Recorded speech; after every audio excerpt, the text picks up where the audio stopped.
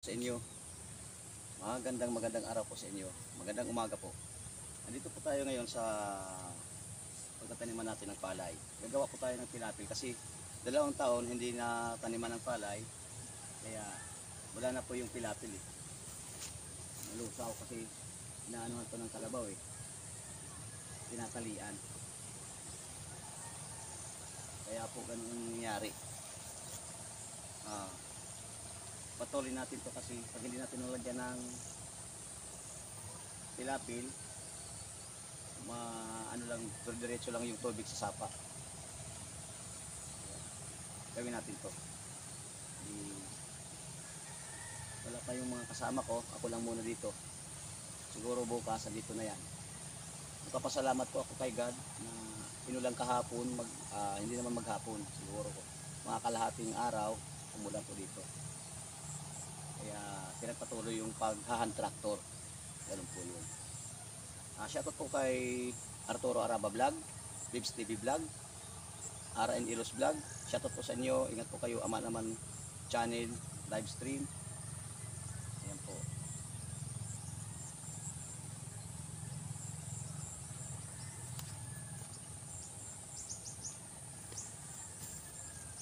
Sige, samahan niyo ako sa paggawa ng tilapil.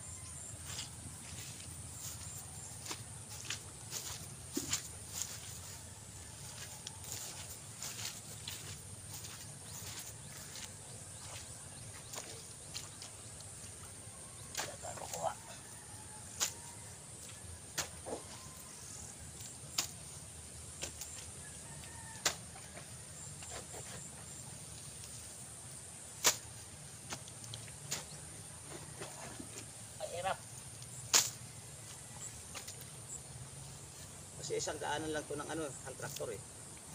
Kaya ganito ang mangyari.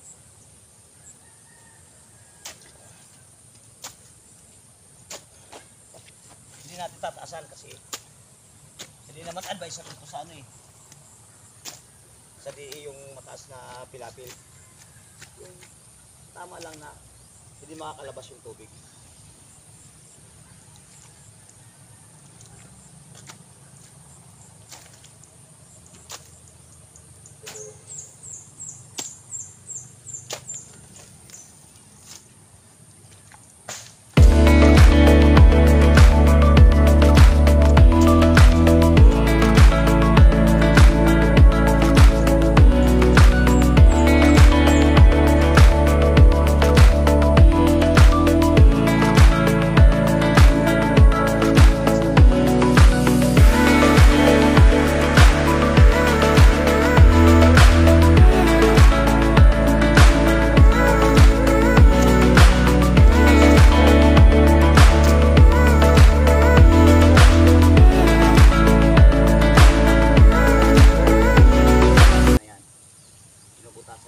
Kaya babaan lang natin. Tama lang.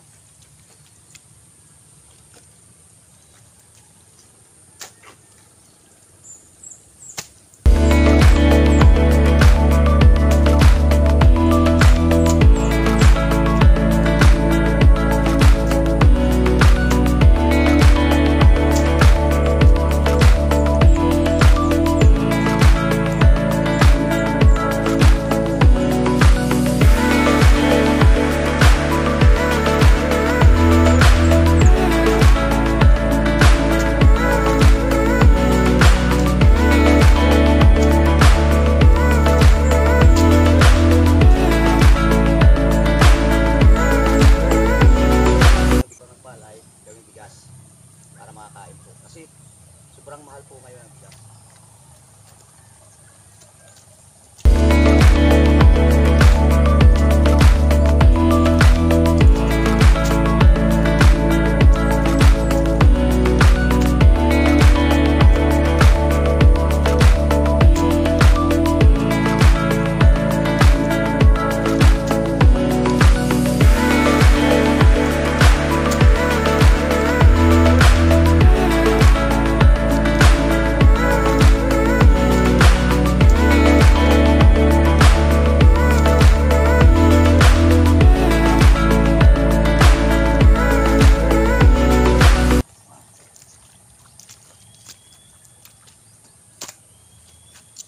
ang sarap kumain pag pinagpawisan mo galing sa pawis mo.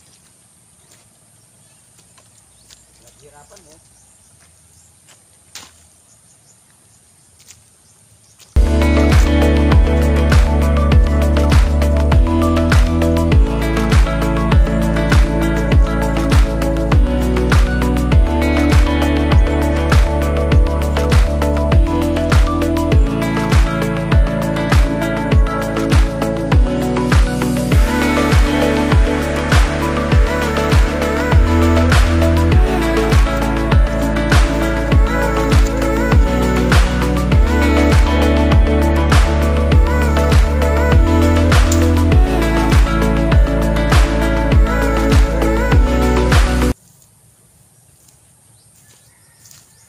Plastic.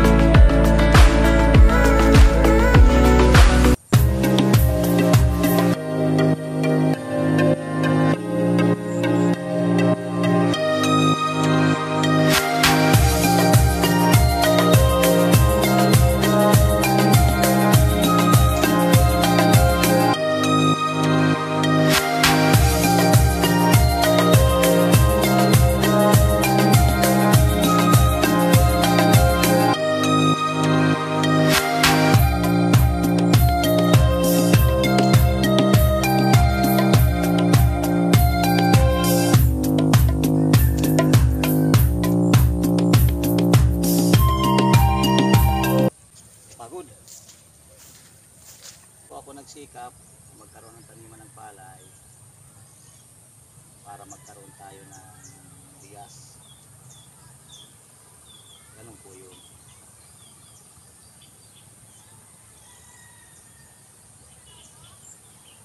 Nadismaya po ako, sobrang mahal ng bigas, kaya ito, tanim tayo ng palay. Ilang taon na hindi po ako nagtatanim ng palay. Doon sa amin sa Barangay Surok sa Latay, Sitio Latay, malawak po yung taniman namin. Yung mga kapatid ko lang nandoon. Ako dito lang, malapit lang sa bayan to. Proper pa po ito. Burungan City.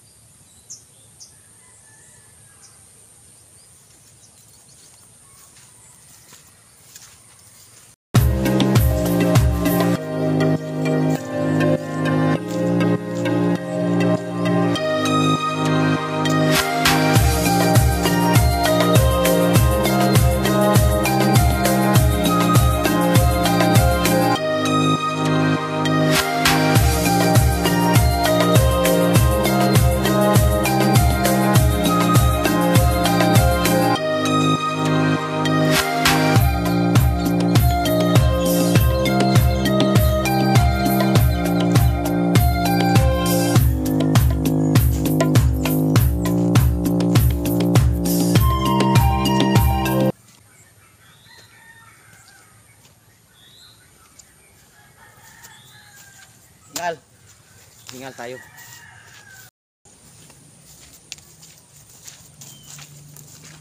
Hubad po tayo, hubad. Hubad po tayo ng long sleeve natin. Shirt.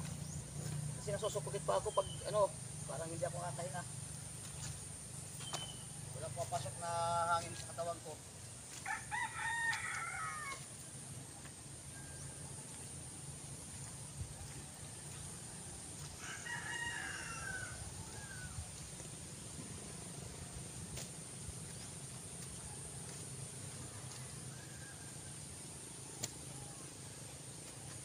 Mas maganda yung nakahubad. Itis naman natin yung init.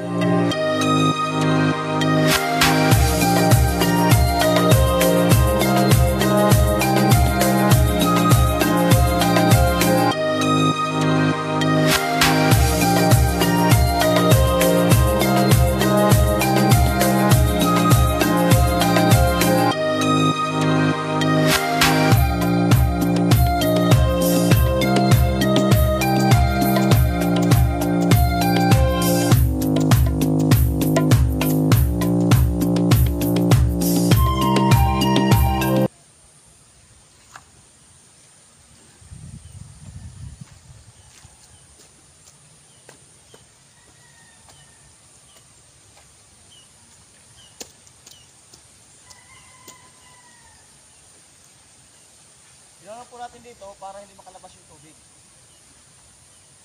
Kasi hindi pa nibilado ito eh. Dito dumadaan yung tubig. Mataas yung tubig, dito dumadaan. Papuntang sapa.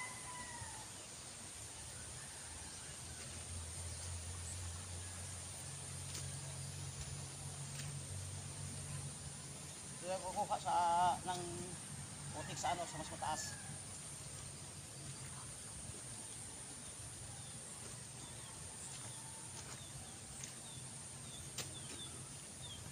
Para pag sinuyod, mapupunta rin dyan yung putik. Malilibil na. Kailangan bawasan ito. Mataas yan eh.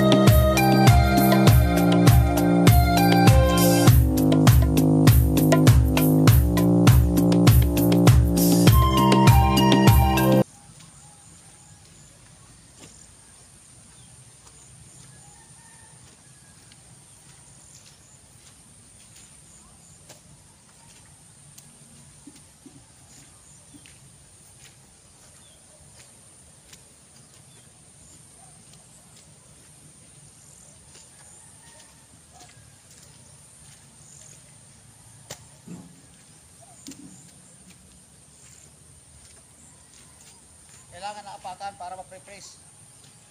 Ganun po yun. Pagkagawa ng pilapil.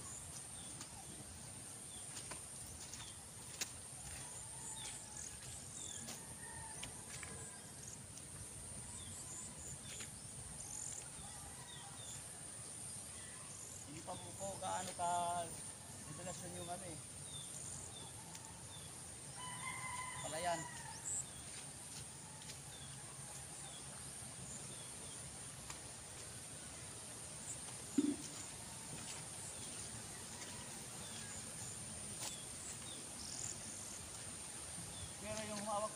Illuminati Farm Association dito sa Barangay Balod. Tapos na yung kontrata nila, ako na ang pumalit.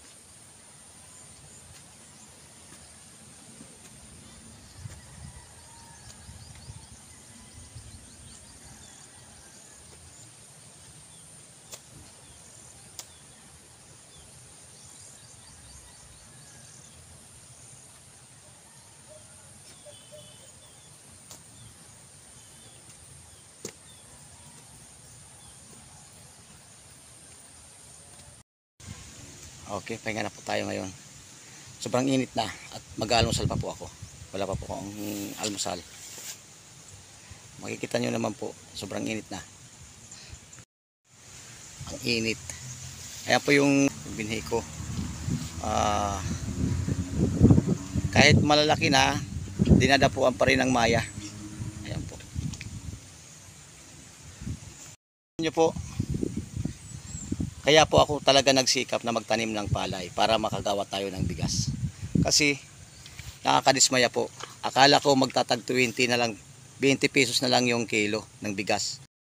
Akala ko po talaga bababa na yung bigas, magtatag 20 pesos na lang yung kilo. Talaga, 20 pesos na lang ang kilo. Per kilo ha, 20 pesos na lang. Salamat sa inyo po na nagsabi ang nabababa ang bigas. Nagkatotoo po. Nagkatotoo talaga. 20 pesos na lang per kilo ang bigas, ang sukli sa 100. Ganun po. Ganun po yun. Kaya po ako nagsikap na magtanim ng palay. Ayan po. Kasi 20 pesos na lang po. Mantakin nyo, 20 pesos na lang per kilo ang bigas, ang sukli sa 100. Kaya wala tayong magagawa. Ganun talaga ang presyo ng bigas. 20 pesos na lang ang sukli sa 100. Sobrang taas po. Nakakadismaya. Katulad po ng Kupras dito sa amin, sa Borongan City, yung buyer bibilhin tig 12 pesos per kilo. Makakabili ka ba dyan ng bigas sa 1 kilo 12 pesos? Samantala noon umabot na ng mahigit 20, ngayon bumaba 12 pesos na lang. Matagal na, nung ano pa, nung 2022 pa. Umabot niya ng 8 pesos eh. Nako. Talagang yung mahirap, mas lalo pang hihirap. Kaya kailangan magsikap po. Magsikap po tayo. Siguro ewan ko lang kayong taon na to, baka bumaba na, pero sa palagay ko hindi eh. Lahat matataas yung bilihin. Kaya magsikap po tayo. Magtanim po tayo ng palay, yung nagagardin, maggardin. Kasi mataas na yung mga bilihin natin. Okay. At po pala sa mga viewers at sa mga subscribers ko. Maraming salamat po sa suporta nyo sa panonood ng vlog ko. Panoorin nyo po at huwag kayong magsasawang manood sa vlog ko. Maraming salamat po sa inyo. Shoutout po sa inyong lahat. Shoutout po at mag-iingat po tayong lahat. At pansamantala po akong magpapaalam sa inyo. Ayan po. Okay.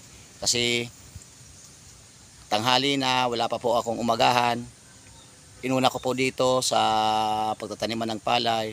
Bye-bye po, bye-bye. Shoutout po sa inyong lahat. Ingat po tayo lagi.